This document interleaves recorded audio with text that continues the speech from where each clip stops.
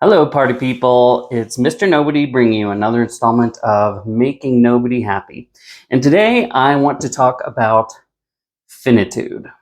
This is going to be a little heavier and more complicated one, a little more philosophical. So bear with me through that.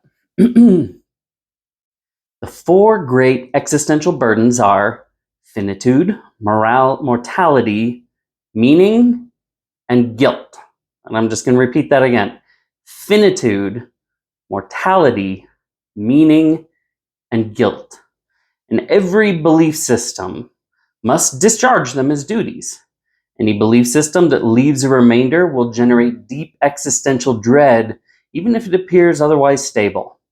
And people within it will keep seeking solutions, even if none present themselves. And it's hard to say what will result from that. Each of these burdens is very distinct, but all are entertained concurrently in our nature. It isn't always clear to us which we're dealing with, and a collapse of one may bleed into another, just as action in one can bleed into another. Each of these burdens is very distinct, but, I'm sorry, I'm repeating myself. Finitude is the problem of particularity. We aren't everything. We aren't a perfect thing. We're just one small, limited, inadequate thing. We were born at a particular time, into particular circumstances.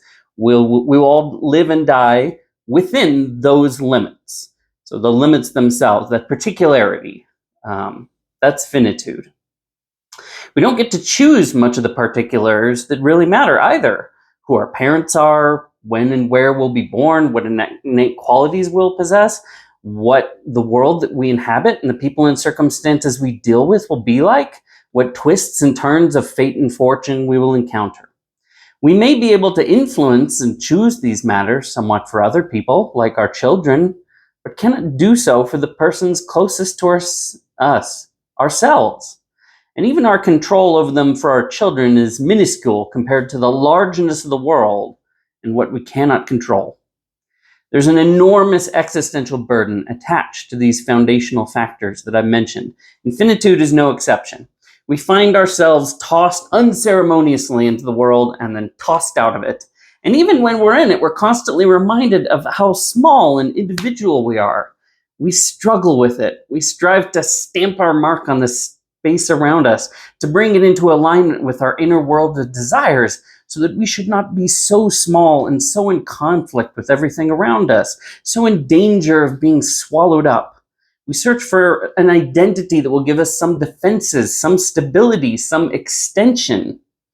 Anything to avoid being just a mote in a landslide, carried along, ground down, and lost. Our finitude presents problems on most basic day-to-day levels.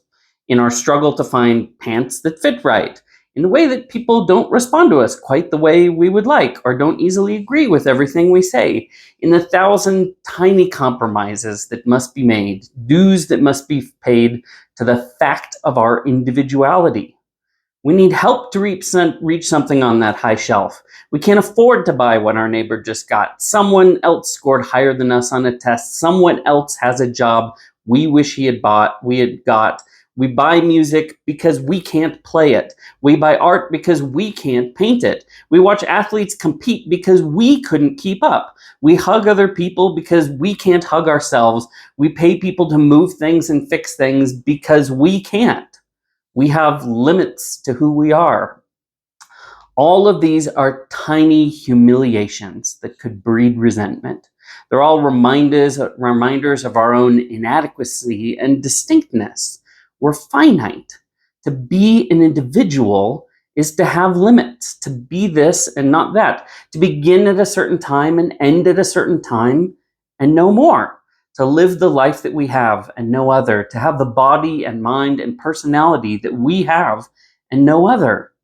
Yes, there is room for improvement. Yes, with effort we can extend ourselves a little more, but always, always, always within limits and at the cost of something else we must give up or miss. Love itself is a kind of admission of our own inadequacy. We can't hug ourselves or even hold our own hand, much less propagate ourselves. Sex is a monument to our finitude and inadequacy. There's no single version of humanity that is sufficient. It's only in compromise and cooperation and tension and conflict with one another that we exist. There's no adequate physical pattern for humanity, no sufficient behavioral strategy. The very existence of the other sex defies any argument that ours is complete. As long as they exist in defiance of our sufficiency, a threat to our autonomy, a reminder of our finitude. And to the problem of finitude, there are two primary rejections: acceptance and rejection.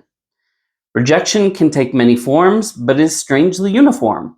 Resentment, anger, perhaps a wish to grow, to encompass more of the universe, to bring more of it within oneself, or a desire to hide and retreat, to shrink the walls of the world so they no longer press on us and offend us.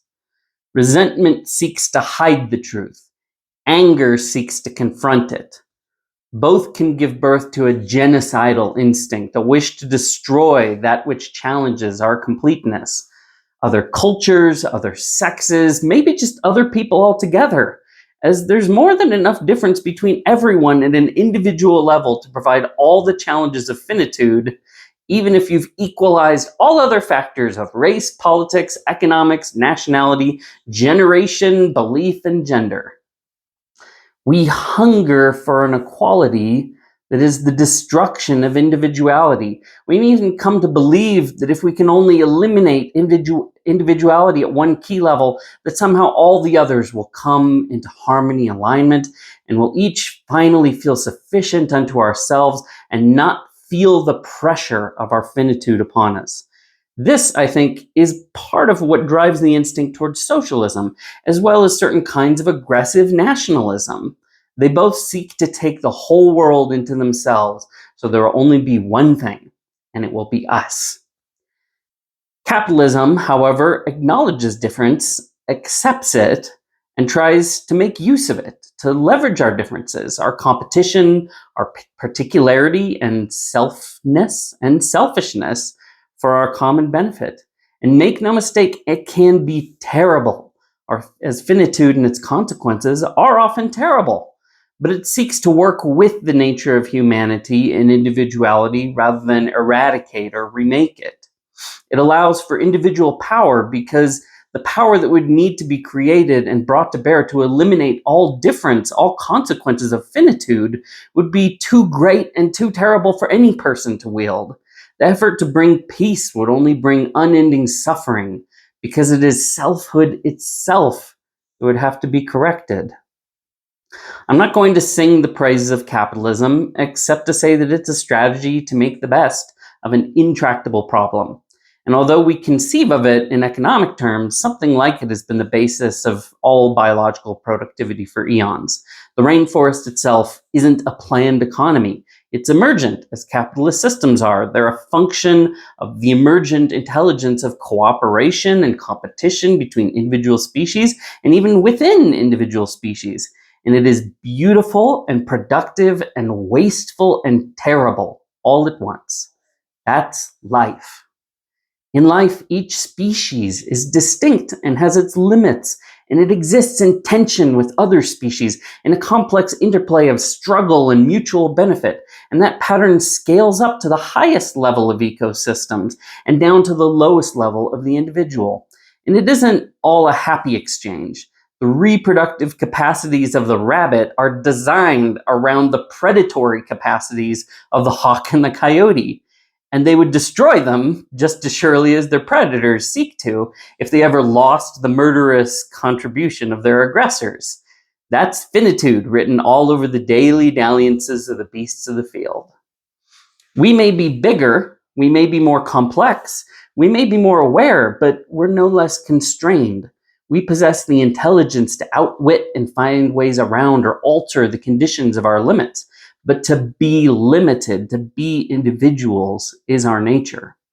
Even those powers that we bring to bear to relieve our limits often only serve in the end to create new differences, minimize the pressure of one factor that restrains us, and you maximize the ability of our other individual capacities to produce differing outcomes. Instability produces poverty, which promotes equality of wealth as well as equality of destitution. Stability enables productivity, which promotes inequality of wealth, even as it produces greater equality of freedom from destitution.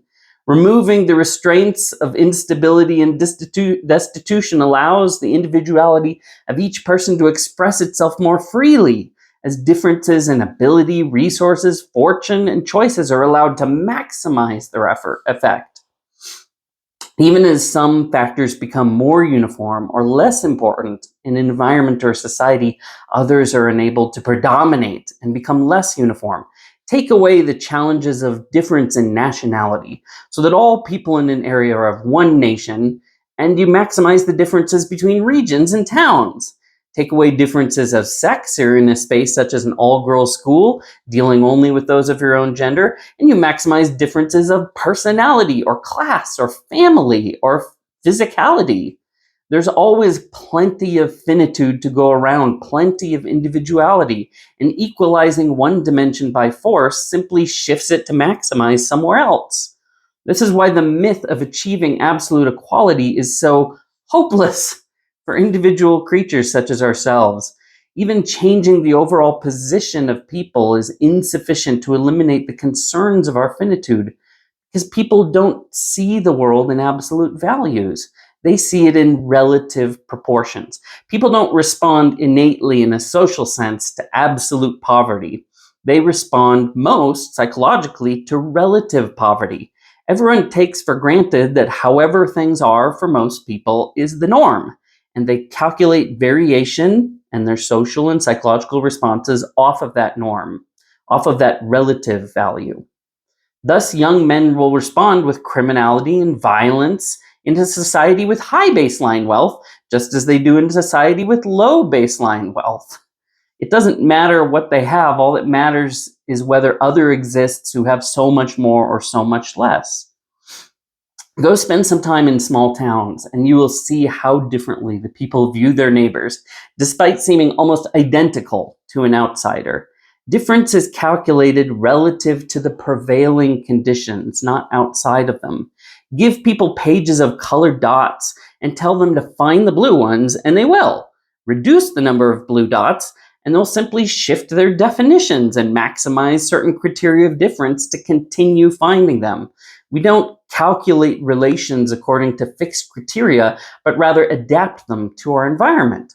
That allows those abilities, those innate psychological and social mechanisms that are built on an understanding of our innate finitude and difference, to continue functioning across widely differing circumstances. It allows human societies, very functionally similar societies, to exist in all kinds of places and under all kinds of circumstances across a vast tapestry of time, and allows us to find one another intelligible and to recognize our common nature in operation, even across vast gulfs of cultural, temporal, economic, historical, circumstantial, and physical difference. We see individuals like ourselves struggling with their finitude, working it out in their lives and their dealings with the world and with each other. We're united, not by our material or social circumstances, though this can never unite us, but by our fixed nature, our shared struggle. This is the shared gift and burden that we bear. So enough for now about finitude. It's such a big problem that much of the total activity of humankind is daily devoted to dealing with it. And much of all that has been said and thought has been said in response to it. So I'm not likely to dispose of it in a moment, what has taken all of human history to explore. It's enough to say that much of everything we do and think is an attempt to deal with this existential burden. And the correct way of dealing with it isn't exhausted by a single statement or action or ideology or movement. Morality, meaning, and guilt still remain to be dealt with. We're indeed a deeply burdened and laboring species. We work as no other species can, having the awareness of our burdens that other species carry without knowing, having instinct and adaptation, reproduction, and death to carry them through their daily struggle. And even when we do survive and attain some degree of safety and comfort, there's still the problem of meaning to be dealt with, And as security grows, it may loom ever larger rather than smaller. And guilt, the last of these hounds, is the dark companion of all humanity that must live in a world of choices and consequences, with knowledge of the past and power over the future. So these three I'll have to deal with at some other time and in other ways. Like finitude, each of them has required all the effort and concentrated thought of humanity across all the eons to carry. But thanks for tuning in today, and we'll talk to you next time.